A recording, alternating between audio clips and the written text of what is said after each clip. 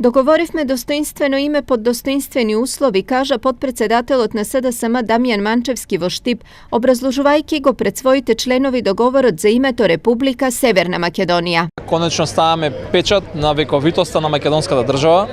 Македонска држава која што ќе влезе веднаш како членка во НАТО и ќе добие покана за членство во Европската унија, со зачуван македонски национален идентитет, со зачуван македонски јазик, значи она што цело време го говоревме, го успеавме да го зачуваме македонскиот национален идентитет и еднаш за секогаш да не биде оспоруван никаде повеќе во светот. Според Манчевски, оној момент кога ќе се потпише договорот, веднаш ќе пристигнат и поканите за членство во НАТО и датум за преговори за влез во ЕУ. Наместо 25 години блокади, наместо 25 години тонење на државата, наместо 25 години немање надеж, конечно Македонија ќе добие шанса за просперитет да застане на масата каде што се носат одлуките.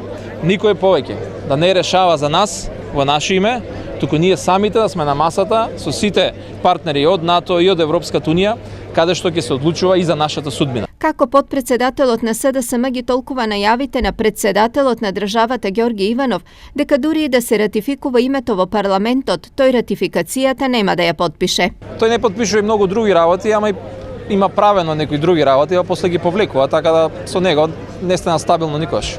Инаку на ратификацијата на договорот за името ќе му претходи референдум на кој своето мислење за истото треба да го каже и народот. СДСМ не исклучува можноста референдумот да се организира заедно со предвремени парламентарни избори.